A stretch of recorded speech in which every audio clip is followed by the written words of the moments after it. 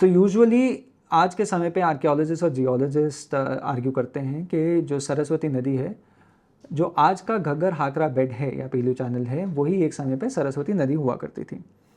तो शिवालिक, अगर आप माउंटेन्स, हिमालयन माउंटेन्स पर देखते हैं तो सबसे ऊपर ग्रेटर हिमालयाज आते हैं, फिर हिमालयन में बेल्ट है, फिर जो फुटहिल्स में है या उसके पास है लोअर लेसर हिमालयाज में शिवालिक्स हैं।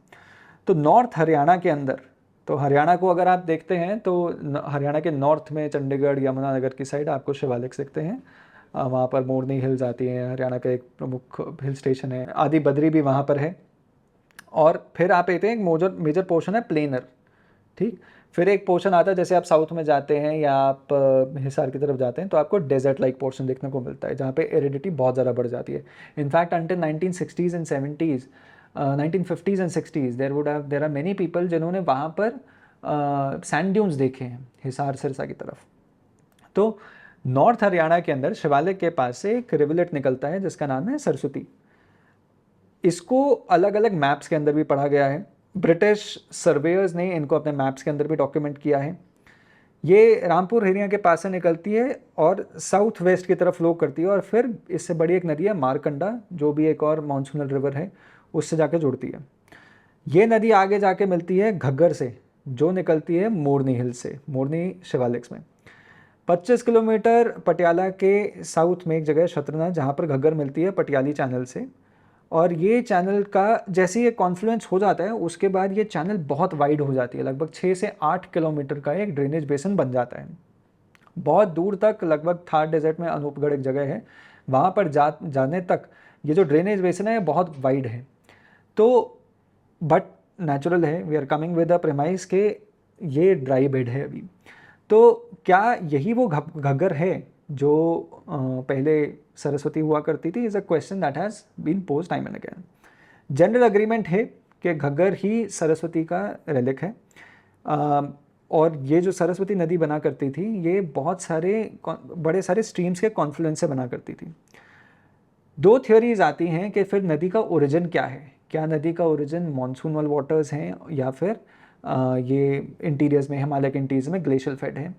दूसरा एक पॉइंट बनता है कि क्या इसका ओरिजिन, जैसे हमने अभी देखा मोरनी हिल्स के पास, शिवालिक के पास ही है, या इसका ओरिजिन इंटीरियर ऑफ हिमालयाज के अंदर है। जो सेडिमेंट की थिकनेस है, एज जियोलॉजिस्ट हम एक ड्रेनेज बेसिन को जब पढ़ते हैं उनसे हम बहुत सारी चीज़ें समझने की कोशिश करते हैं। हम डेटिंग करते हैं सेडिमेंट की, हम सेडिमेंट की थिकनेस समझने की कोशिश करते हैं, हम सेडिमेंट का टेक्सचरल एनालिसिस करते हैं ताकि ये समझ पाएँ कि उसकी प्रोवेनेंस स्टडीज़ कहते हैं हम इसे, कि कहाँ से आया है सेडिमेंट, कहाँ से आया है। तो अगर हमने जब इसका सेडिमेंट एनालिसिस किया, हम दो चार चीज़ें समझते हैं कि एक तो सेडिमेंट्स की जो बेड का जो सेडिमेंट डिपोजिशन है वो इतना ह्यूज है कि वो ये नहीं लगता कि वो पास से आया हुआ है, बहुत दूर से आया, बहुत सारा सेडिमेंट आया हुआ है। तो बड़ी थिकनेस वो सजेस्ट करती है कि इसकी ओरिजिन्स जो है वो इंटीरियर ऑफ हिमालयाज हैं।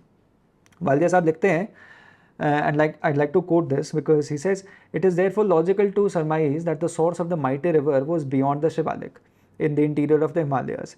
It was suggested that Tamsa, old name of Tons River, with its tributary now known as Yamuna in the Himalaya, flowed in the southwesterly direction onto Haryana, where it was joined at Shatrana by Shatadru, now known as Satluj, which then flowed straight south from Ropar. The combined discharge of these two rivers at present is of the order of 2900 million cubic meters. In the early Holocene, when the rainfall was 2 to 3 times more than at present, the combined discharge must have been truly voluminous. Along the banks and in the floodplain of this mighty river settled down and flourished the people of Harappan civilization, as testified by over 2000 archaeological sites. The beneficiaries of the bounty of the river quite understandably held the Saraswati in great esteem and wrote hymns and in its splendor and greatness. इससे हमें जो मोटा मोटी जो clear हो जाता है वो ये बात है कि भाई ये जो डायरेक्शन है, ये रिवर कहाँ से फ्लो किया करती थी, कहाँ से आती थी।